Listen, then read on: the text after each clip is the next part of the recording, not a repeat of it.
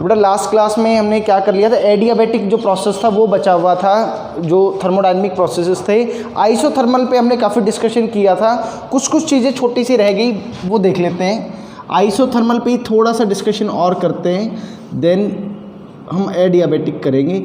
Isothermal process तो ये सब बता चुके थे, क्या होगा, क्या वर्क डन होगा, ये सारी बातें हो चुकी थी इसमें, है ना। अब एक बात देखो, हमने बात की थी बेटा किसकी, आइसोथर्म्स की। आइसोथर्म हमने क्या कहा था कि भाई जो पीवी कर्व जो बन रहा था, पीवी कर्व वो ऐसा बन रहा था इस टाइप का। तो हम क्या कह रहे थे कि ये वाला जो कर्व बन रहा है, इस पूरे पे जो टेम्परेचर है वो क्या रहता है, वो पूरे पे टेम्परेचर रहता है आपका कांस्टेंट, वो रहता है सेम। अब एक बात यहाँ पे हमें देखने की ज़रूरत है, क्या ऐसा हो सकता है, कैन टू आइसोथर्म्स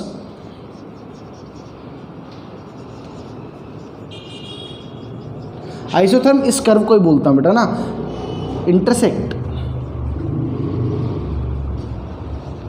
क्या दो आइसोथर्म इंटरसेक्ट हो सकते हैं क्या? तो बेटा देखो ऐसा नहीं पॉसिबल हो सकता कि दो आपके आइसोथर्म इंटरसेक्ट करें। कारण क्या है कि आप इक्वेशन क्या लिखते हो बेटा, PV is equal to nRT, ऐसा लिखते हो ना आप। तो देखो अलग अलग दोनों के लिए, अगर इस वाले के लिए बात करो और इस वाले के लिए, दोनों के लिए प्रेशर और वॉल्यूम क्या है, अलग अलग, और इस वाले के लिए भी प्रेशर और वॉल्यूम क्या है, अलग अलग, लेकिन दोनों के लिए यहाँ पे टेम्परेचर क्या हो गया, same, which is not possible. तो यानी कि क्या नहीं हो सकता बेटा, no two isotherms cannot intersect.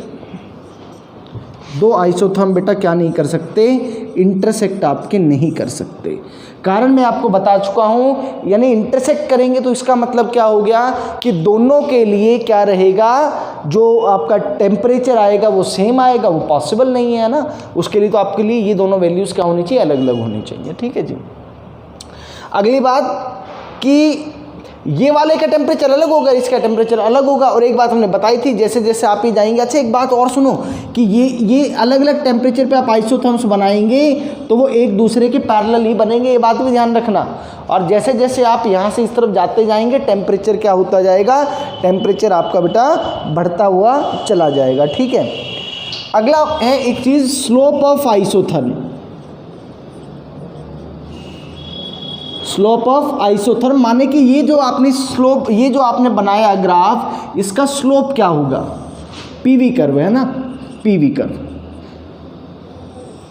ऐसा, तो इसका स्लोप क्या बनेगा भाई। ये बात हम डिफरेंशिएशन हम बहुत अच्छे से पढ़ चुके हैं कि जो स्लोप आएगा पीवी ग्राफ का बेटा, वो स्लोप क्या आएगा, वो dp बाय dv आएगा।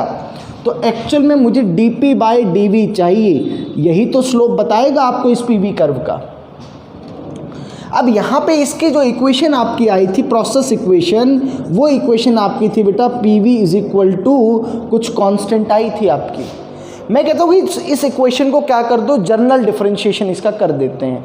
तो क्या होगा बेटा, एक बार P कांस्टेंट और V का डेरिवेटिव बेटा क्या हो गया, वो dV जमा एक बार V कांस्टेंट, अब P का डेरिवेटिव बेटा क्या हो गया, dP, और ये कांस्टेंट है तो इसका डेरिवेटिव 0। तो भाई देखो यहाँ से कैसे लिख सकते हैं हम, V dP is equal to minus P dV, और बेटा यहाँ से आपके पास वैल्यू आ गई dP by dV is equal to minus of P by V, minus of P by V। ये बेटा इसका क्या आ गया, ये आपका स्लोप आ गया है, किसका, आइसोथर्म जो है उसका स्लोप आ गया। और बातें देखो कि भाई कोई भी आइसोथर्मल प्रोसेस है ना, कई बार क्वेश्चन में गिवन नहीं होगा कि भाई आइसोथर्मल प्रोसेस है, पता कैसे लगेगा। तो एक बात तो बेटा ये आपको ध्यान रखनी चाहिए कि isothermal process is carried out very very slowly, बहुत धीरे धीरे। कारण क्या है बेटा, आप अच्छा एक बात मैंने ये भी बता दिया था कि जो आपका कंटेनर है उसकी वॉल्स कैसी होनी चाहिए, कंडक्टिंग वॉल्स होनी चाहिए। तो भाई धीरे धीरे करने का क्या मतलब हुआ, मान लो कि आप इस कंटेनर के अंदर कोई प्रोसेस कैरी आउट कर रहे हैं, तो मान लो इसका टेम्परेचर बढ़ा, तो अगर आपने ये प्रोसेस धीरे धीरे किया तो इसके पास सफिशिएंट टाइम होगा बेटा किस चीज़ का, हीट के एक्सचेंज का। अगर इसको हीट चाहिए तो हीट ले लेगा, हीट अगर इसके पास ज़्यादा है तो उसको छोड़ देगा। तो कंडक्टिंग वॉल्स होनी चाहिए ताकि सफिशिएंट टाइम मिले इसको, किसके लिए, हीट एक्सचेंज के लिए। तो कभी भी कहीं अगर इस तरह का लिख रखा है ना बेटा कि process is carried out in very slow steps और वेरी स्लोली, इसका मतलब आप समझ जाना कि वह प्रोसेस आपका आइसोथर्मल प्रोसेस है। दूसरी बात, इसका और एग्जांपल देखो बेटा, एक और बहुत बढ़िया सा एग्जांपल आपको बताएं कि मेल्टिंग जो प्रोसेस है आपका, मान लो कि मेल्टिंग ऑफ आइस की बात कर लो बेटा आप, तो मेल्टिंग ऑफ आइस जो है वो किस टेम्परेचर के ऊपर होगा बेटा, ये 0 डिग्री सेल्सियस के ऊपर होगा। यानी कि पूरे मेल्टिंग प्रोसेस के दौरान आपका टेम्परेचर कांस्टेंट रहता है। इसका मतलब जो मेल्टिंग ऑफ आइस है that is an example of, that is an illustration of isothermal process. और बिल्कुल इसी तरीके से बेटा क्या होगा, जो बॉइलिंग ऑफ वाटर है, जो बॉइलिंग ऑफ वाटर है बेटा, ये बॉइलिंग ऑफ वाटर भी कहाँ होने वाला है, ये बॉइलिंग ऑफ वाटर भी 100 डिग्री सेल्सियस के ऊपर होगा। तो ये जो प्रोसेस है, चाहे वो मेल्टिंग की बात करें चाहे वो बॉइलिंग की बात करें बेटा, दोनों जो प्रोसेस हैं आपके, दोनों प्रोसेस किसके एग्जाम्पल हैं, दोनों प्रोसेस आपके आइसोथर्मल प्रोसेस के एग्जाम्पल्स हैं। क्लियर है? चलो अब आगे देखो बेटा, तो ये आइसोथर्मल पे कोई 2-3 चीज़ें जो हमारी रह रही थी, ये dp/dv यानी कि आइसोथर्मल का जो स्लोप आएगा वो -p/v आएगा, ये याद रखना है आपने। ठीक है, अगला जो प्रोसेस है that is adiabatic process.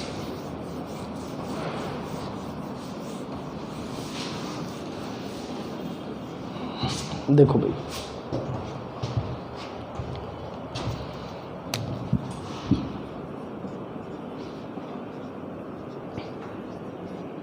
Adiabatic process,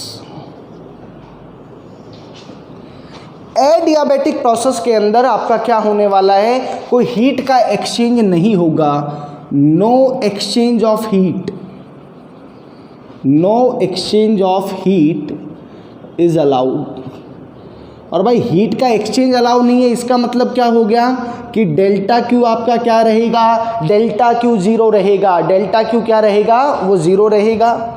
अगली बात भाई, एडियाबेटिक प्रोसेस का सेटअप कैसे करेंगे, यानी कि वो प्रोसेस कैसे किया जाएगा। आप क्या चाहते हो, आप हीट का क्या नहीं चाहते, हीट का कंडक्शन नहीं चाहते। तो पहली बात तो कि आपको जो वॉल्स हैं वो इंसुलेटिंग वॉल्स होनी चाहिए, और दूसरी बात process is carried out very very fast, बहुत जल्दी में वो प्रोसेस आपका होना चाहिए, बहुत जल्दी में आपका वो प्रोसेस होना चाहिए बेटा, ताकि उसको टाइम ही नहीं मिलेगा हीट एक्सचेंज का, फटाफट से वो प्रोसेस आपका हो गया, वो एडियाबेटिक आपका प्रोसेस होगा। ठीक है बेटा, अब हम बात करते हैं बेटा प्रोसेस इक्वेशन की। प्रोसेस इक्वेशन एक्चुअल में बेटा जो एडियाबेटिक आपका प्रोसेस है उसकी इक्वेशन होती है PV⁻⁴ गामा इज कांस्टेंट, और ये बेटा जो गामा है वो एडियाबेटिक कांस्टेंट है, Cp/Cv is equal to gamma, ये पहले आपको बता चुके हैं, है ना। Cp/Cv इक्वल टू गामा, ये वही गामा है। ये इस इक्वेशन को देखो डिराइव करते हैं कि ये इक्वेशन आई कैसे अपनी। भाई एक्चुअल में जो अपना फर्स्ट लॉ ऑफ थर्मो, अच्छा एक बात ये भी देखना कि ये तो स्टैंडर्ड है, ये इक्वेशन तो स्टैंडर्ड है। अब आप एक बात सोचो कि ऐसा भी हो सकता है कि आपसे किसी और प्रोसेस की प्रोसेस इक्वेशन पूछ ली जाए, तो ये डेरिवेशन करवाई इसलिए रहे हैं ताकि हमें पता लगे कि एक्चुअल में ये स्टेप्स है जिसके थ्रू प्रोसेस इक्वेशन आती है ना। तो देखो कैसे करते हैं। जो अपना फर्स्ट लॉ ऑफ थर्मोडायनेमिक्स है उसमें आप क्या लिखते हो बेटा, dq is equal to du plus dw, ये डिफरेंशियल फॉर्म है इसकी, ये क्या है बेटा, इसकी डिफरेंशियल फॉर्म है। अब आप देखो कि dq तो इस प्रोसेस के लिए 0 होगा, dq इस प्रोसेस के लिए 0। अब du की बात करें तो बेटा du को आप कैसे लिख सकते हो, NCV dt, और बेटा ये जो वर्क डन है इसको आप कैसे लिख सकते हैं, आप इसको PdV लिख सकते हैं। चलो अब बेटा इसको ऐसे लिख देते हैं, minus of NCV dt is equal to PdV, this is your first equation. अब आगे आप बात देखो बेटा कि हमारे पास एक इक्वेशन है क्या कि P V is equal to N R T, आप इसको ऐसे लिख लेते हैं, P V is equal to क्या लिख लेते हो आप, एन आर टी इक्वेशन लिख लेते हो इसको, या आप इसको बेटा पता कैसे लिख सकते हो, आप इसको ऐसे भी तो लिख सकते हो, P D V is equal to N R D T, ऐसे भी इस इक्वेशन को ऐसे भी लिखा जा सकता है, लेकिन डायरेक्टली ऐसे लिखना ये गलत है। क्यों, आपने जब ये इक्वेशन लिखी तो आपने क्या मान लिया कि प्रेशर कांस्टेंट है, इसीलिए ये ऐसा लिखना गलत है, ऐसे मत लिखना कभी भी। तो फिर कैसे लिखेंगे, आप देखो कैसे लिखेंगे इस इक्वेशन को, फिर वो बता देते हैं। ये वाली जो इक्वेशन है आपकी क्या, P V equal to N R T, ये इक्वेशन तो जनरल इक्वेशन है, इसको डिफ्रेंशिएशन कैसे करेंगे भाई, P constant D V plus V constant D P is equal to N R D T, बेटा ये आ गया। तो अब एक बात देखो बेटा, यहाँ से इसी इक्वेशन से मैं डी टी को क्या लिख सकता हूँ, P D V plus V D P divided by N into R. यहाँ से डी टी की वैल्यू लाया यहाँ पे सब्स्टिट्यूट करने के लिए। आगे देखते हैं, तो बेटा ये हो जाएगा आपका माइनस एन सी वी, और भाई डी टी की जगह ये पूरा का पूरा सब्स्टिट्यूट कर देते हैं, P D V plus V D P divided by N into R, ये लो जी, ये यहाँ आ गया, is equal to P D V, is equal to P D V, ये फॉर्म आ गई आपके पास। देखो भाई अब आगे क्या फॉर्म बन रही है कि देखो ये n से तो थ्रू आउट कैंसिल आउट हो गया ये, अब क्या बचा, minus P D V C V by R plus, sorry minus ही रहेगा ये बेटा, वी डी पी, ये है बेटा आपका C V by R is equal to P D we.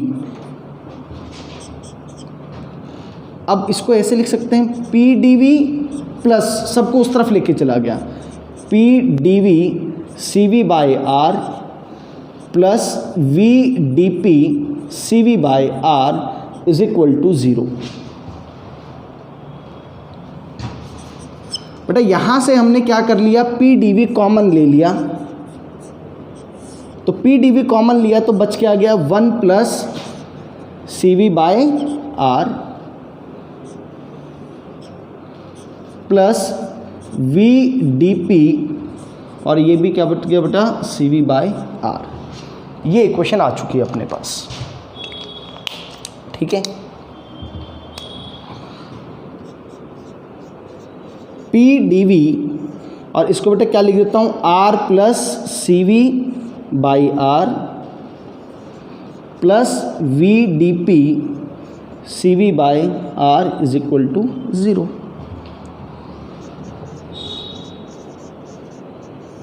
भाई आर को मैं क्या लिख सकता हूँ, C P minus C V is equal to R होता है बेटा, तो C P minus C V plus C V divided by R plus V D P और C V by R is equal to 0। ये सी V इस C V को बेटा क्या कर देगा, ये कैंसिल आउट कर देगा। तो यहाँ पे आप देखो इक्वेशन क्या बन रही है आपकी, P D V by R into C P is equal to minus of V D P. अब बहुत करीब पहुंच गए अपनी प्रोसेस इक्वेशन के, काफ़ी हद तक यही पार्ट थोड़ा सा मुश्किल था बेटा। ये आ गया आपका। इसको देखो यहाँ पे भी आर है, यहाँ पे भी आर है, तो एक काम करो इस आर को हटा ही दो, ये लो ये लो। आगे देखो इसको ऐसे लिख देता हूँ बेटा, C P by C V, इस सी वी को इधर ले आया, is equal to minus of V by P, और बेटा ये हो गया D P by D we.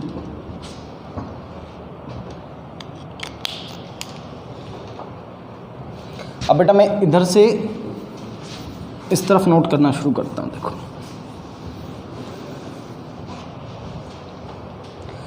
भाई C P by C V बेटा अपना क्या होता है, C P by C V है आपका गामा, तो उसको गामा लिख लो।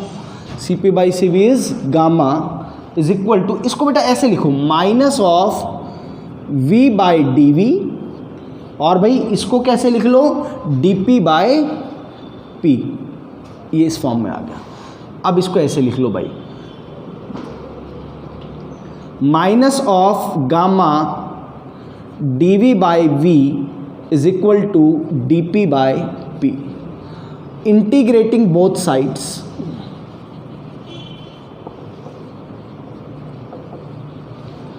जब आप दोनों साइड इंटीग्रेट करेंगे तो क्या लिखेंगे, minus of gamma integral dv by v is equal to integral dp by p बेटा।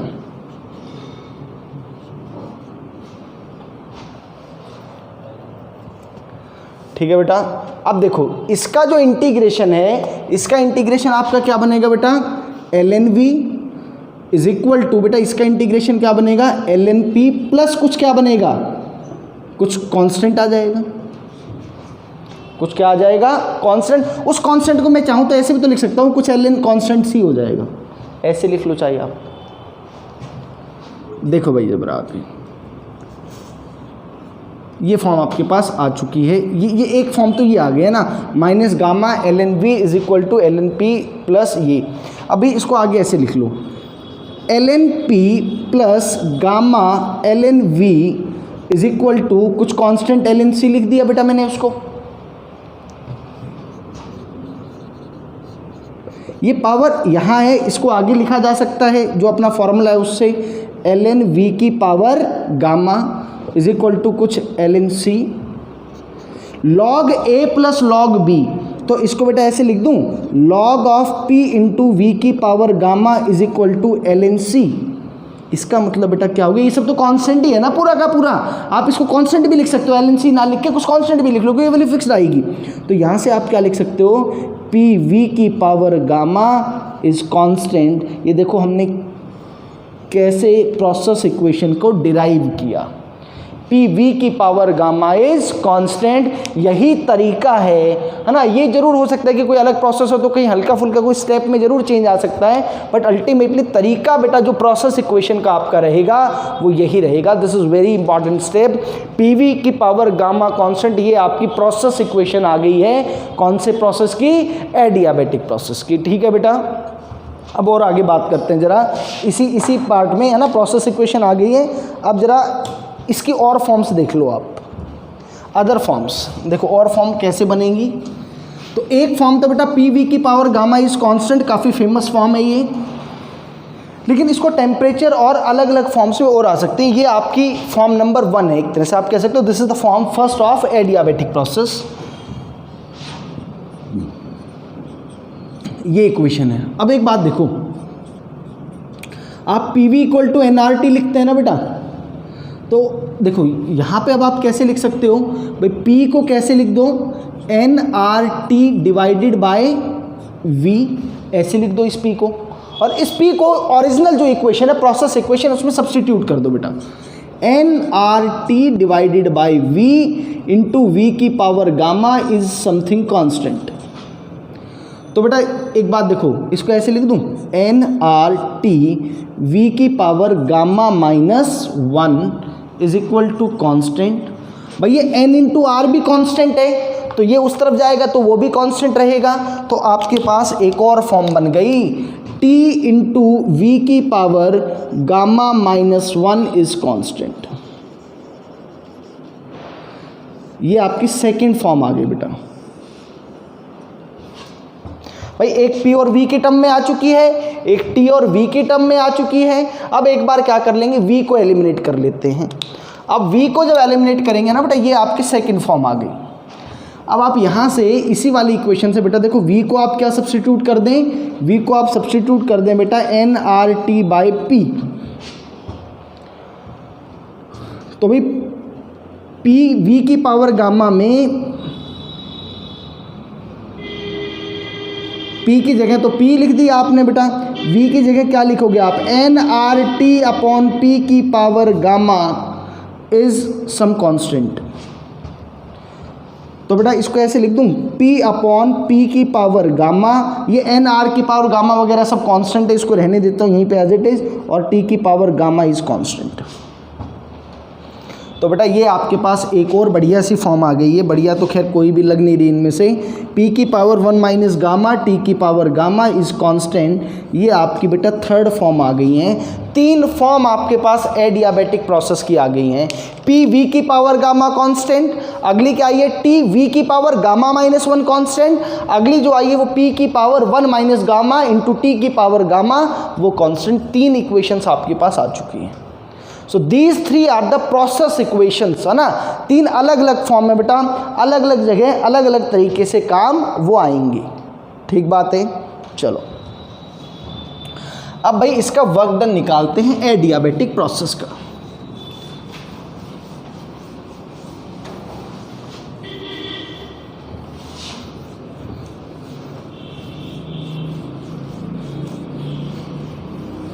देखो बेटा वर्क डन,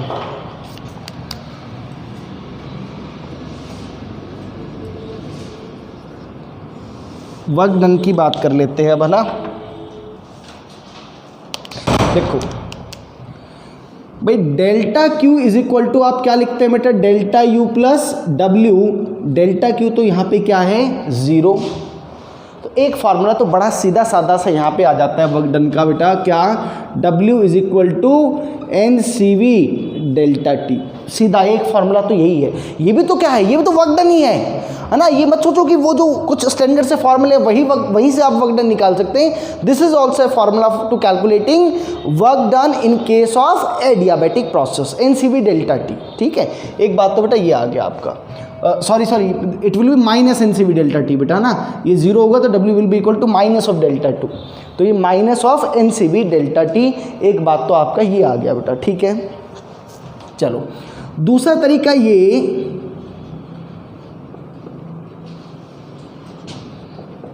भाई ये इनिशियल स्टेट और बेटा एक आपकी होगी क्या फाइनल स्टेट। इनिशियल स्टेट में मान low pressure P1, volume V1, temperature T1, और फाइनल स्टेट में क्या होगा प्रेशर, है ना। सब कुछ चेंज होने वाला है यहाँ पे, तो बस हीट एक्सचेंज ही, तो हीट एक्सचेंज नहीं होने वाला, बाकी तो प्रेशर, वॉल्यूम, टेम्परेचर सब चेंज होने वाला है।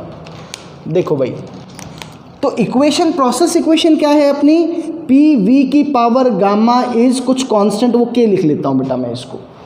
ठीक है, आप ऐसे भी लिख सकते हो, दिस के is also equal to P1 V1 की power gamma also equal to P2 V2 की पावर गामा, सब कांस्टेंट है।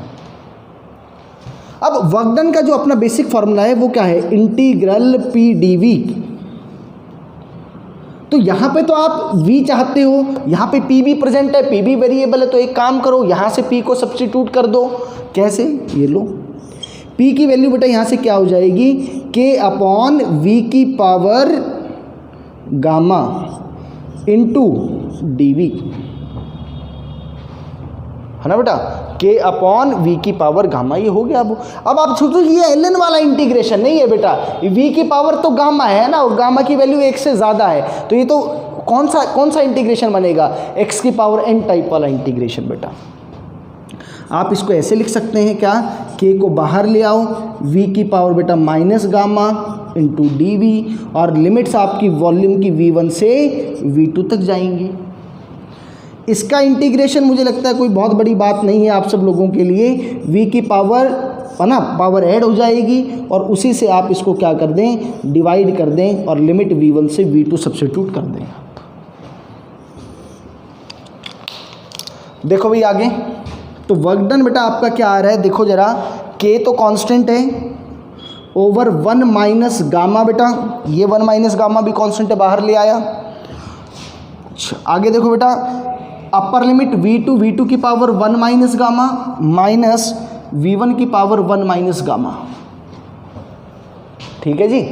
आप देखो इसको ऐसे भी लिख सकते हो, K ओवर, ध्यान रखना हल्का सा एक चेंज किया है, गामा माइनस 1, और उसी माइनस साइन को अंदर एडजस्ट कर रहा हूँ, V1 की power 1 minus gamma minus V2 की पावर 1 माइनस गामा। ठीक है जी। और देखो ज़रा और हल्का सा इसके साथ छेड़खानी करते हैं, K इंटू V1 की power 1 minus gamma minus K into V2 की power 1 minus gamma, 1 over gamma minus 1। यहाँ देखो बेटा, अब यहाँ देखो K की वैल्यू क्या लिखी जा सकती है, P1 V1 की पावर गामा और P2 V2 की पावर गामा, जहाँ जैसा एडजस्टमेंट चाहता हूँ वैसा ही एडजस्टमेंट कर लूँगा। P1 V1 की पावर गामा इंटू V1 की power 1 minus gamma minus P2 V2 की पावर गामा V2 की पावर 1 माइनस गामा, है ना। सारा सब कुछ सारे गामा पास सब हो गया यहाँ पे, है ना। देखो भाई आगे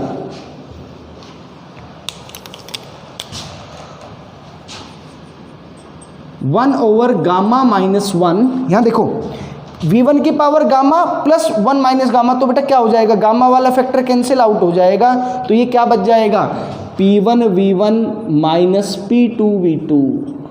जो इतना मुश्किल सा लग रहा था वो देखो ये आ गया आपका वर्क डन।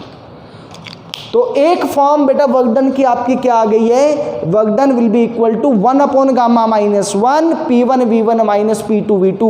इसमें ये ध्यान रखना बेटा इनिशियल ही वैल्यूज आएंगी यहाँ पे, P initial V initial minus P final V final. ऐसे ये ज़्यादा फॉर्म बढ़िया रहेगी ना, इसको याद करने वाली फॉर्म ऐसे याद रखो 1 upon gamma minus 1 P initial, वरना एग्जाम में कन्फ्यूजन हो जाती है, V initial minus P final V final. एक फार्मूला तो ये हो गया। और भाई PV इक्वल टू NRT भी तो होता है, तो उससे भी कुछ कर लो।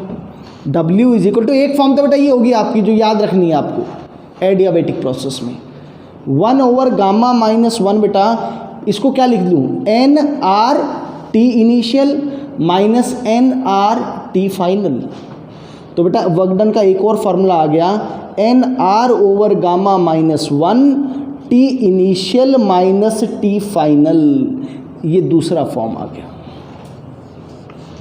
तो ये बेटा आपके दो क्या आ गए, दो फॉर्मूला आ गए हैं वर्क डन के। इनफैक्ट 3 आ चुके हैं, एक सबसे शुरू में बता दिया था that will be equal to minus NCV delta T, और एक और दूसरा फॉर्मूला ये आ गया। आप जरा इसको रिलेट करो कहाँ से, जो formula minus NCV delta T से लिखा था, ये डेल्टा टी रहा और बेटा ये N रहा और CV ये रहा, 1 माइनस गामा वाली फॉर्म में लिखोगे तो सेम वही एक्सप्रेशन आपका आ जाएगा, है ना। डेल्टा टी को आप कैसे लिखते थे, TF माइनस TI, इसलिए एक नेगेटिव साइन यहाँ दिख रहा है आपको, है ना, वो वहाँ TI माइनस TF लिखा हुआ है, तो वही सेम फॉर्म आ गया, है ना, वहीं से आ गया ये वाली चीज़।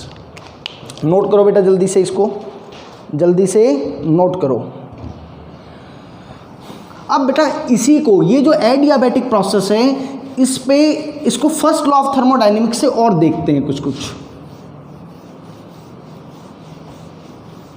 फर्स्ट लॉ ऑफ थर्मोडायनेमिक्स से और देख लो कि क्या होने वाला है, ठीक है भाई। ये बात तो मैंने देख ली कि डेल्टा क्यू 0 है बेटा, डेल्टा क्यू 0, तो ये बात समझ में आ गई कि डेल्टा क्यू जो है बेटा वो माइनस ऑफ डेल्टा यू है।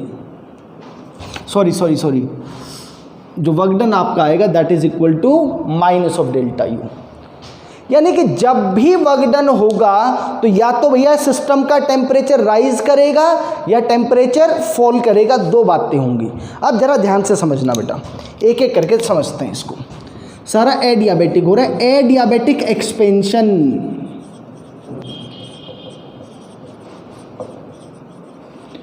पहले ये समझते हैं, जब एडियाबेटिक एक्सपेंशन होगा तो उस केस में work is done by the gas. क्या होगा बेटा, work is done by the gas. Theoretical question बहुत अच्छा सा ये पार्ट रहता है एग्जामिनर का पूछने का। यहाँ पे कोई भी theoretical question assertion reason type में या नॉर्मली कभी पूछा जा सकता है कि यहाँ पे क्या होगा, एडियाबैटिक एक्सपेंशन है, work is done by the gas. तो भाई जब work is done by the gas है एक्सपेंशन के केस में, यानी कि work done by adiabatic process that will B positive. Work done, क्योंकि भाई सिस्टम ही वर्क डन कर रहा है तो हमारी जो कन्वेंशन है उससे वर्क डन पॉजिटिव आया। अब वर्क डन जब पॉजिटिव आ गया तो यहाँ से देखो वर्क डन जब पॉजिटिव है तो डेल्टा यू क्या होगा आपका, डेल्टा यू नेगेटिव होगा। जो चेंज इन इंटरनल एनर्जी है वो आपका क्या होगा बेटा, वो नेगेटिव होगा। नेगेटिव होने का मतलब क्या है सर, इसको तो मैं कैसे लिखता हूँ, NR final temperature minus initial temperature, delta U को तो ऐसे लिखा जाता है। ये वैल्यू नेगेटिव कब आएगी, जब फाइनल टेम्परेचर कम और इनिशियल ज़्यादा रहा होगा। इसका मतलब बेटा क्या हुआ, फाइनल टेम्परेचर कम और इनिशियल टेम्परेचर ज़्यादा रहा होगा। इसका मतलब आपका आइसोथर्मल एक्सपेंशन में गैस की कूलिंग होगी, है ना। इन एडियाबेटिक, अरे भैया फाइनल टेम्परेचर कम है ना आपका, तो इसका मतलब गैस का टेम्परेचर बढ़ा कि घटा, घटा, घटा माने कि कूल हुई। तो इन adiabatic expansion gas is cooled. जो गैस का टेम्परेचर है बेटा वो घटता है। गैस का टेम्परेचर क्या होता है? गैस का टेम्परेचर आपका घटेगा, ये बात आपने ध्यान रखनी है। So the gas cools during adiabatic expansion. ये याद रहनी चाहिए ये बात कि जो एडियाबेटिक एक्सपेंशन है बेटा उसमें आपकी गैस कूल होती है। अब बेटा बात करते हैं एडियाबेटिक कंप्रेशन की। एडियाबेटिक कंप्रेशन, तो भाई कंप्रेशन पे तो क्या होगा? Work is done on the system, है ना। अगर आप उसको क्या कर रहे हैं बेटा, कंप्रेस कर रहे हैं, तो आपको वर्क डन कुछ करना पड़ेगा ना इस केस में। तो work is done on the gas और you can say on the system.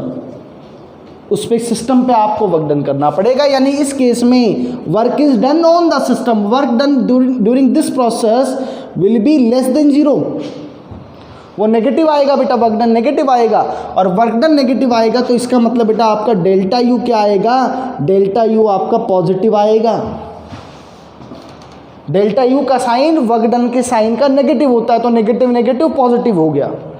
तो डेल्टा यू पॉजिटिव, इसका मतलब बेटा N R T F minus T I जो है ये वैल्यू भी आपकी पॉजिटिव है, और ये वैल्यू पॉजिटिव होने का मतलब बेटा ये हो गया कि जो फाइनल टेम्परेचर है that is greater than the initial temperature. Final temperature ज़्यादा है, फाइनल टेम्परेचर ज़्यादा है, इसका मतलब क्या हो गया कि गैस क्या हो रही है? हीट हो रही है। गैस का टेम्परेचर क्या हो रहा है बेटा? वो बढ़ रहा है। तो आप क्या लिख सकते हो यहाँ पे? द गैस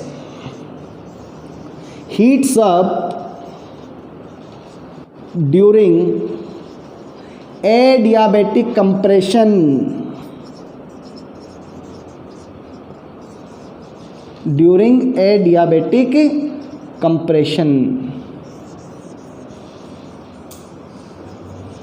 ऐसा होगा बेटा। तो ये हमने एडियाबेटिक कंप्रेशन और एडियाबेटिक क्या कर लिया? एक्सपेंशन, ये दो चीज़ें हमने इसमें देख लिया, ठीक है। अब बेटा इसकी बात करते हैं ग्राफ्स की। किसकी बात करते हैं? ग्राफ्स की। देखो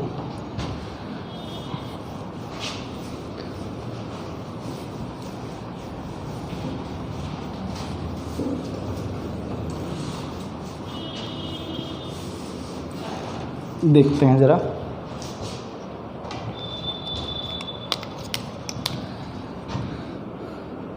ग्राफ्स, तो भाई ग्राफ अगर आपको देखने तो ग्राफ तो हम कहाँ से बनाएंगे? पीवी वाली इक्वेशन से ही बनाएंगे, है ना। तो पहला ग्राफ बना लेते हैं पी और वी के बीच में। तो बेटा उसके लिए प्रोसेस इक्वेशन मुझे पता है, पी वी की पावर गामा इज कांस्टेंट।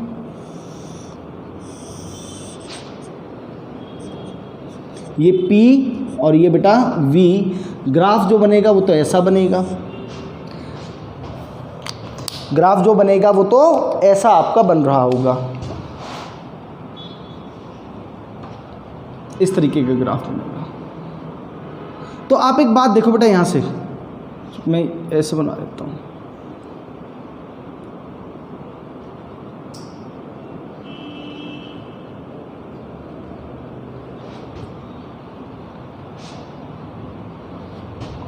तो यहाँ P V की पावर गामा, V की पावर कुछ है, तो आप जरा एक बात सोचो, बस आपको यहाँ से ये देखना है कि जब प्रेशर बढ़ेगा तब वॉल्यूम घटेगी या जब प्रेशर घटेगा तब वॉल्यूम बढ़ेगी, वो रिलेशन आपका क्या आएगा ये आप देख लो ज़रा।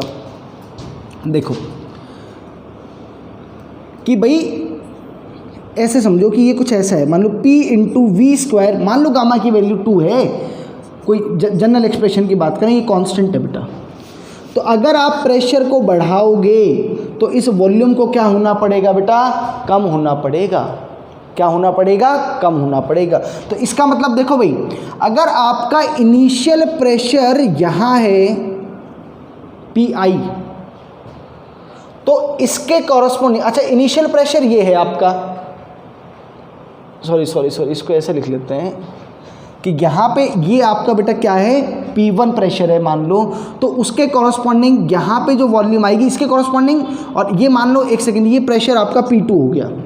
तो अब बाद वाली, अगर आप प्रेशर को घटा रहे हैं, अगर आप प्रेशर को घटाएंगे तो वॉल्यूम बढ़ेगी, यानी कि इसका मतलब इसके कॉरस्पॉन्डिंग जो वॉल्यूम आएगी वो ये आएगी और इसके कॉरस्पॉन्डिंग वॉल्यूम ये आएगी। ये ग्राफ बनेगा भाई। प्रेशर को देखो, इनिशियल प्रेशर क्या था P1, उसके कॉरस्पॉन्डिंग वॉल्यूम तो V1 आ गया। अब आप जब P2 यहाँ प्लॉट कर रहे हो ना बेटा, तो आपने प्रेशर कम किया तो वॉल्यूम बढ़नी चाहिए, तो देखो ना वॉल्यूम बढ़ी, ये आ गया, ये आपका PV ग्राफ आ गया। शेप ऑल दो सभी में सेम ही आएगी। दूसरा ग्राफ देख लो, किस किस के बीच में बना लेते हैं हम, वो हमने P और V के बीच में बनाया, अब हम बना लेते हैं बेटा V और T के बीच में। T इंटू V की power gamma minus 1 is constant. ये इक्वेशन हमने, है ना, जो से एक और जो फॉर्म पढ़ी थी वो फॉर्म आपने यही पढ़ी थी। तो V और T का ग्राफ भी बना लो। देखो ये बेटा आपका V और ये आपका T और ये ऐसा, सेम वही कहानी यहाँ भी होने वाली है। यहाँ वॉल्यूम V1, यहाँ temperature T1, volume V2, temperature T2। ठीक है बेटा। अभी जस्ट जो आपको बात बताई थी उससे रिलेट कर लो। वॉल्यूम देखो, वॉल्यूम बढ़ रही है, एडियाबेटिक एक्सपेंशन। एडियाबेटिक एक्सपेंशन में क्या हो रहा था, आपका जो टेम्परेचर है वो क्या हो रहा था बेटा, डिक्रीज हो रहा था। लेकिन यहाँ पे जो टेम्परेचर है वो आपका, ये गलत बना दिया एरो ना, एरो आपका ऐसे बनेगा, रुको इसको चेंज कर लो बेटा थोड़ा सा ना, एक सेकेंड। यहाँ पे इस वाले केस में क्या हो रहा है कि इनिशियल अगर आपका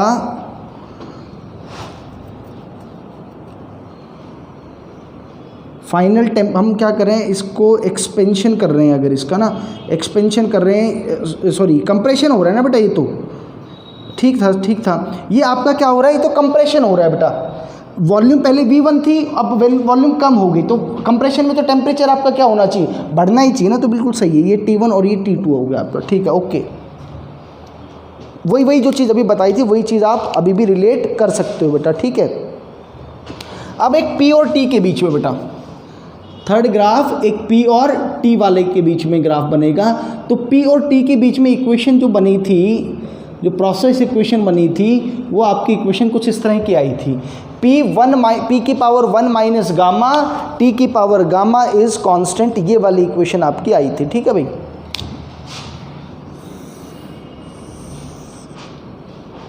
ये P और ये T, इस बार ग्राफ ऐसा बनेगा।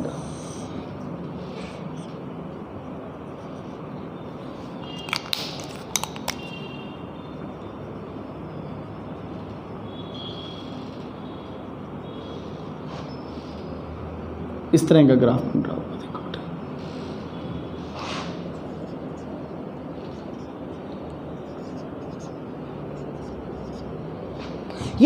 ये याद रखो, ये 1 माइनस गामा जो है ना बेटा, ये नेगेटिव है।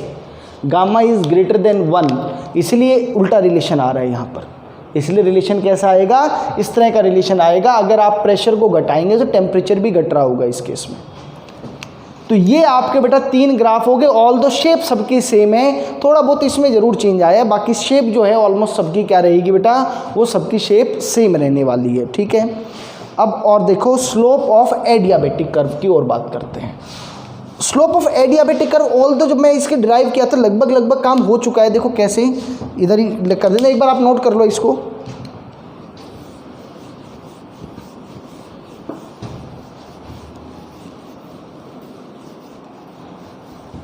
देखो, slope of adiabatic curve,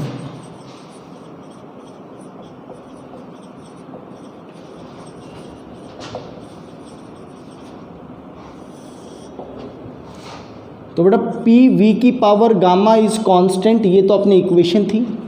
although मैं बीच में डिराइव कर चुका हूँ, आप अगर जो पिछली डेरिवेशन देखेंगे बेटा तो आप याद करो, जब मैं डिराइव कर रहा था प्रोसेस इक्वेशन तो एक स्टेप आया था dp by D V is equal to minus gamma P by V. ये dp बाई डी वी क्या चीज़ था, आप जरा चेक करें बेटा, है ना, अपने पीछे वाले पेज पे जाके चेक करें। जब प्रोसेस इक्वेशन डिराइव की थी तो एक स्टेप में ये आया था, बिल्कुल लास्ट स्टेप में, जब मैंने आगे क्या लिखा था dp by P is equal to minus gamma dv by D V, जहाँ पे मैंने इंटीग्रेशन वाला स्टेप किया था, यही तो स्लोप है। तो मैं इसको दोबारा डिराइव नहीं कर रहा हूँ। dp बाई डी वी बेटा ये आप क्या लिख लें इसको, adiabatic is equal to minus gamma P by V. ये आया बेटा आपका स्लोप। ये आपका किसका स्लोप आ गया बेटा, एडियाबेटिक जो कर्व है उसका आपका स्लोप आ गया।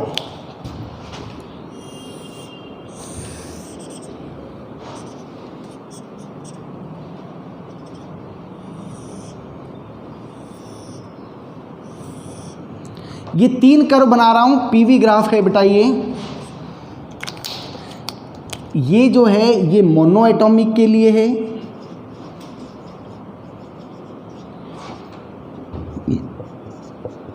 ये आपका डाया एटॉमिक के लिए है बेटा, और ये वाला जो ग्राफ है आपका ये पॉली एटॉमिक के लिए है। ये आपको याद रहना चाहिए, क्योंकि सारा खेल गामा का है ना, सारा का सारा खेल किसका है बेटा, गामा का खेल है, और मोर नेगेटिव स्लोप होना चाहिए। तो इस तरह का आएगा, पहले मोनो एटॉमिक, फिर डाया एटॉमिक और फिर पॉली एटॉमिक। ये 3 चीज़ें, ये 3 ग्राफ आपके आएंगे बेटा, ठीक है। अब कंपैरिजन करते हैं आइसोथर्म का जो स्लोप था और जो एडियाबेटिक वाला जो स्लोप आया, इन दोनों को कंपैरिजन करते हैं। देखो कंपैरिजन कर लेते हैं, इस पर भी बेटा बहुत बार क्वेश्चन पूछते हैं ना, comparison of slopes of isotherm and adiabatic. जो एडियाबेटिक वाला जो कर्व आया था उसका स्लोप और इसका, तो दोनों मैं जानता हूं बहुत अच्छे से कि dp by D V isotherm, बिल्कुल आज की क्लास की स्टार्टिंग जहां से की थी बेटा, ये माइनस पी बाई वी आया था आपको, और अभी जस्ट मैंने डिराइव किया था dp बाई डी वी किसके लिए बेटा, एडियाबेटिक के लिए। ये बेटा आपका आया था gamma into minus P by V. ये माइनस पी बाई वी क्या चीज़ है बेटा, स्लोप ऑफ आइसोथर्म। तो आप इसको ऐसे लिख सकते हो कि slope of adiabatic curve is equal to gamma times, बेटा ये क्या चीज़ है, slope of this is isotherm, और you can write slope of adiabatic curve divided by slope of isotherm is equal to gamma. और बेटा गामा की जो वैल्यू है वो तो क्या है, वो तो 1 से बड़ी होती है। जो गामा की वैल्यू है बेटा वो क्या है, वो तो 1 से आपकी क्या है, बड़ी है। तो बेटा क्या होगा इस केस में, एडियाबेटिक कर्व जो होगा, adiabatic curve is always steeper than isotherm, और you can say isothermal curve बेटा, है ना, ज़्यादा स्टीपर होगा, इसका ज़्यादा स्लोप होगा, है ना, ज़्यादा स्लोप होगा। स्टीपर माने ज़्यादा ढलान, है ना, हम कहते हैं बहुत स्टीपर है, बहुत ढलान, तेज़ वाला ढलान, तो ये मतलब होगा बेटा इसका। तो एडियाबेटिक कर्व का जो स्लोप है वो बहुत ज़्यादा होगा, और you can say adiabatic curve is always steeper than the isotherm, ये बात हम कहेंगे, ठीक है। अब इसमें देखो 2 चीज़ें और कर लो, दोनों के ग्राफ्स को कंपेयर कर लेते हैं। हम क्या करते हैं, कंप्रेशन और एक्सपेंशन करते हैं, किस केस में बेटा, एडियाबेटिक में और आइसोथर्मल दोनों के अंदर कर लो जरा।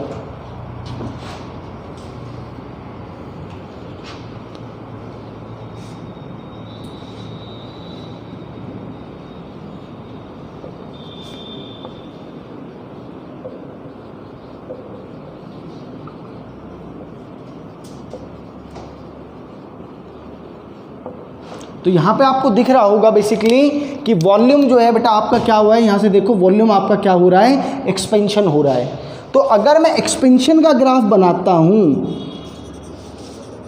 तो अगर आपने आइसोथर्मल एक्सपेंशन किया है तो बेटा ये ग्राफ इस तरह का आएगा, और अगर आपने एडियाबेटिक एक्सपेंशन किया है तो ये इस तरीके का आएगा। और दूसरा एक और ग्राफ कंप्रेशन के केस में बेटा, कंप्रेशन के केस में आपका जो ग्राफ बनता है वो इस तरीके का बनता है बेटा आपका। ये बेटा एक सेकंड ये एरो और लगा लेना, एरो लगा लेना। तो बेटा इस बार क्या होगा, ये जो है this becomes your adiabatic process, ये एडियाबेटिक प्रोसेस हो जाएगा आपका, और ये वाला जो है ये आपका आइसोथर्मल प्रोसेस हो जाएगा। ये दोनों ग्राफ भी इंपॉर्टेंट ग्राफ है बेटा, दोनों ग्राफ आपको याद होने चाहिए। दोनों ग्राफ आपको क्या होना चाहिए बेटा, याद होना चाहिए। अब इसमें ये बात दिमाग में आती है कि सर ऐसा क्यों, रटे कैसे इसको कि ये वाला यहाँ और ये वाला यहाँ, ऐसे कैसे काम चलेगा। तो देखो जरा कैसे इसको ये इसको जस्टिफाई करते हैं कि आया कैसे। भाई ये बात याद करो बेटा, हमने क्या बात की थी, वर्क डन की बात की थी। पीवी ग्राफ का जो एरिया है वो आपको क्या बताएगा, वो वर्क डन बताता है आपको। तो आप ये आपके लिए होमवर्क है कि जरा वर्क डन वाले तरीके से देखो, एरिया के अंडर अगर मैं बात करूं सेम सिनेरियो के लिए, तो इस वाले केस में बेटा आइसोथर्मल प्रोसेस में क्या हो रहा है, आइसोथर्मल प्रोसेस के अंदर एरिया ज़्यादा आ रहा है। जरा समझो कैसे हुआ कि delta Q is equal to delta U plus W बेटा। अब आइसोथर्मल प्रोसेस में तो ये जीरो, तो delta Q is equal to क्या हो गया बेटा, डब्ल्यू। ये तो आइसोथर्मल में हुआ। और अगर मैं बात करूं बेटा कौन से प्रोसेस में, एडियाबेटिक में, तो delta U is equal to क्या आता है बेटा, या आप डब्ल्यू इज इक्वल टू क्या लिखते हैं, माइनस ऑफ डेल्टा यू, ऐसा लिखते हैं। ये वाला आप किस में लिख रहे हैं, ये एडियाबेटिक का। और ये जो आपने वर्क डन लिखा बेटा, ये किसका लिखा आपने, ये आइसोथर्मल का लिखा। ठीक है, आइसोथर्मल दोनों के केस में।